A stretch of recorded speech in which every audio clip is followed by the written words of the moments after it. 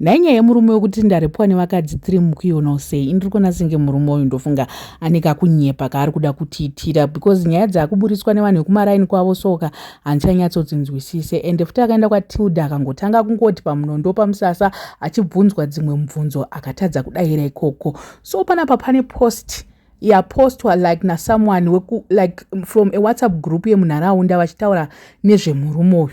Hanzi morning guys, endai kuHmetro munoona nyaya yaTendai Nyakutsvenda, chizvarwa chemakora achitaura nyaya yake kuti akakwira imwe mota akawana muine vakadzi vakatanga kuti tikwire, vakambaya jekiseni akasangana nemadhonzoni mukomana. Ini hangu ndinoti wakanzwa bhata, dai wakakubaya romombe chairo kana dai vakakukwachura mutezo iwowo tazorora.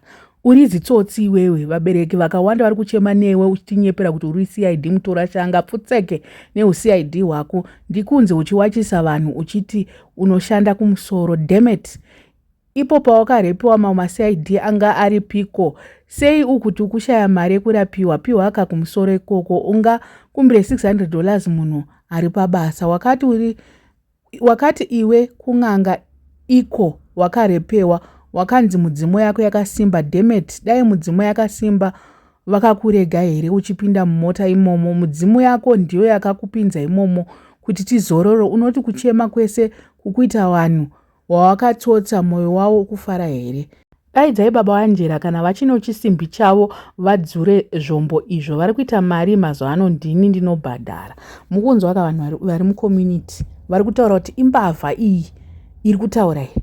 And by that ninda kutongodiscredita nyaya yacho, because vanhu vaibvunza pakabuda nyaya yacho vakati ko yakazomira sei, yakazodii, vakangoti akadaira kwaTilda akati inini inyaya yekuti, because vanhu vaiti aiwa ko zvii zvakaitika kuti iwo unozopedzisira warara nevanhu zvikanzi handakavhundutsirwa. Mukuona manje murume uyu nyaya dzake dzahanga ndakavhundutsirwa, ndikafunga kuti ndakutofa panapa, ndikangoti regai ndingoita baba vaka nyaya dzacho. So ndoda kukuverengerai vanhu vari kuti vakabirwa futi. Before I get into my post evanhu vari kuti vakabirwa mari, let me just read another confirmation from someone wekumusha kwavo. Munyatsonzwa kuti zvandaverenga pekutanga neizvi zvakafanana futi.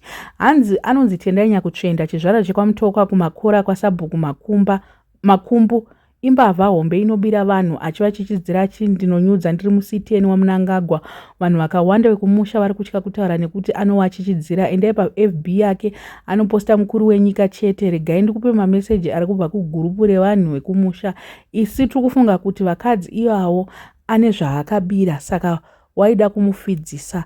Chero mombe anoba kwaMutoko uku kumusha kwamai vake, haatoziye baba wake. Tendai anoshanda kwese, kumabirth, kuzvitupa, kumapasipoti. Paibvunziwa kuti unoshanda kupi, akati ane kashopu, ndezvekunyepa, basa rake nderekubira vanhu. Ande muri kunzwa vanhu vekumusha vari kutaura kuti ndo zvaanoita, anotogara achidzidzira vanhu achiti ini ndiri muCID ndichii. Saka pakadai so munomutrasta kuti even kana kuti ada kutongokumbira mari yekungo like he's trying kuda kungoona Messi on the internet. I don't believe his story. I don't know why. I don't. Nyaya dzekuti akabatwa nevakadzi 3. Amen. I don't know to say zvisiri kubhilivhika kwandiri. Hazvisi kunyatsondiitira ini. Let me move on manje kumari dzaakabira vanhu. Hanzi asi Mwari ariko, isiwe kwaMidzi akambotivhara $300 achiti ane mota. Taida kuenda kuChoto kumusha 2010. 300 ichiri mari ichinetsa kuwanda. Muri kumuonzwa nyaya yacho ka? Zvikanzi shame ndakavharwa R6,000 naye achiti anondipinza basa kuembassy. Muonzwa nyaya dzacho kaidzi. Saka nyaya dzake tinozodzibhilivha sei? How? Tinobhilivha sei nyaya dzake dzese dzaari kutaura?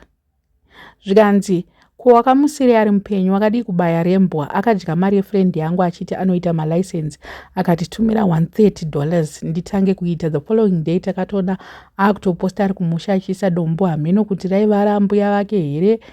Haasati atanga imbwa iyo, haana kuzobatika even paWhatsApp hapindwe. Muri kunzwa kanyaya dziri kubuda panapa. Mari dzaikolekta.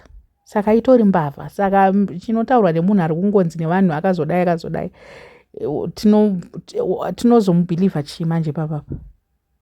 Zvikanzi vavhara kumeso ndokutaura zita zvinhu zvacho. So shuwa munhu anoenda nemaski kwese kwaari kungoenda anenge akangopfeka maski iyoyi but zita rake achitaura kuti anonzi ani akupusa kwacho soka hanzi anofanira kutambura kwete kufa nekukasika imbavha hombe mwari vanoranga mapenzi anofanira kuora achifamba hanzi hatombodi kunzi sori anoda kunzi wakadzwa bhata zvinhu zvacho ininika ndati handibhelieve stori dzababa I'm very sorry I won't believe chero vakaenda kumusoro kupi vakaenda kuBBC chero vakanotaura nyaya yake haingobhilivhike so nyaya yake haingoite handingonyatsonzwe nyaya dzake kuti nyaya dzake ndedzeshuwa ina aiwa kana hakuna munhu akadai so unobuda nenyaya uchida kubatsirwa uchida kuita sei I think kuti aida kuwana help akati ndikaenda nyaya yangu iyi inombva yanyatsoita kuti ndiwane mari vanhu vanondinzwire tsitsi but manje nyaya dzabuda kuti imbavha